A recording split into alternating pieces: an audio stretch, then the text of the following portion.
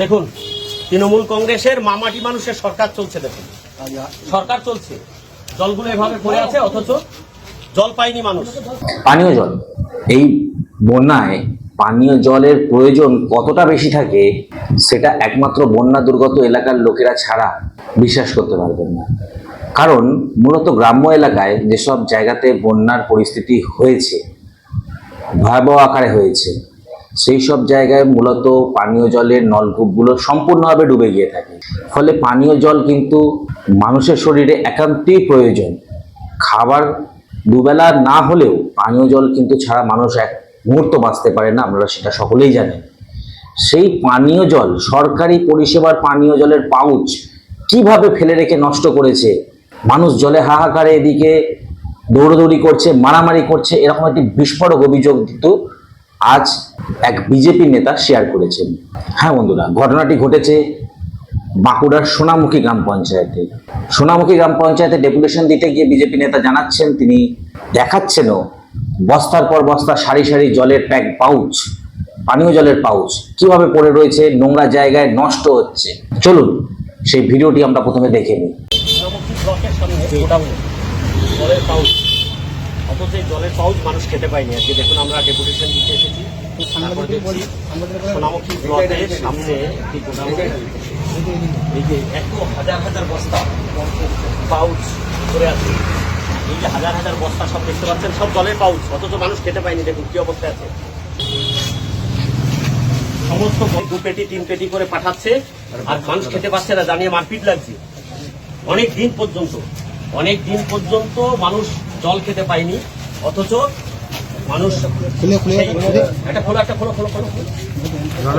মানুষকে দেখেছি সেই যে টিউবওয়েলগুলো জলে ডুবে গেছে, সেই টিউবওয়েলগুলো থেকে জল খাচ্ছে, অথচ এইখানে মানুষ পড়ে আছে, অথচ মানুষ জল পাচ্ছে। 2-3টে কুকুর জলের উপরে কুকুর শুয়েছিল, 2-3টে একই, সব জল।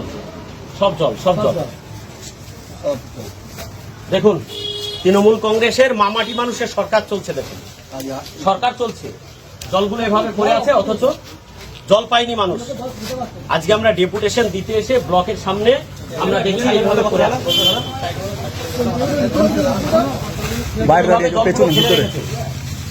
তৃণমূলের মামাটি মানুষের সরকার চলছে, এর জবাব কে দেবে? মামাটি মানুষের সরকার। আর এরকম ভাবে একইভাবে আমরা যেটা অভিযোগ করি, সত্য চাল ডাল এভাবে এরা চুরি করেছে, জলগুলোকে না দিয়ে এভাবে নষ্ট করেছে। ধিক্কার জানাই এই সরকারকে।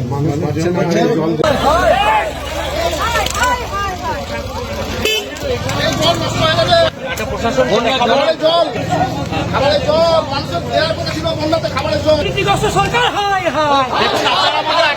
বন্যায় জল পাইনি, পাশেই জল রয়েছে, কিছু করা যাবে না।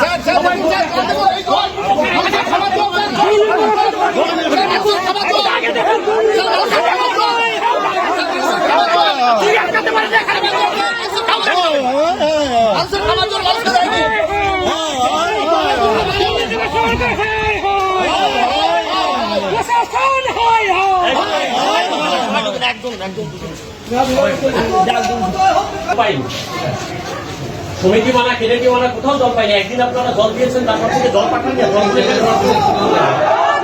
একদিন জল দিয়েছেন, যে কলগুলো ডুবে গেছে সেখানে জলগুলো ওইভাবে এখানে কেন নষ্ট করছেন? আপনি দেখে আসুন, কেন এইভাবে আপনার সরকারি সম্পত্তি মানুষ পাচ্ছে না পায়নি। আমার সঙ্গে চলুন, আমি বাড়ি ঘুরে ঘুরে দেখে দেবো যারা একদিন জল পেয়েছেন, জল কয়েকদিন আপনারা গেছেন, কিন্তু এগুলো আপনারা দেখুন কেন এই হাজার হাজার টাকার জলগুলো নষ্ট হয়েছে। ওটাই স্টক, ওই বাইরেও ভাবে ওগুলো মানুষকে খাওয়াচ্ছেন। মানে আমি বলবো যে জায়গায় পড়ে যেটা খাওয়া যাবে না স্যার, দেখুন এগুলো নোংরা, যে জায়গায় পড়েছে নোংরা জায়গায় পড়েছে, দেখুন চলুন, ওটা খাওয়া যাবে না। এটা ঠিক হয়নি আপনাদের। এই দুর্নীতিগ্রস্ত মুখ্যমন্ত্রী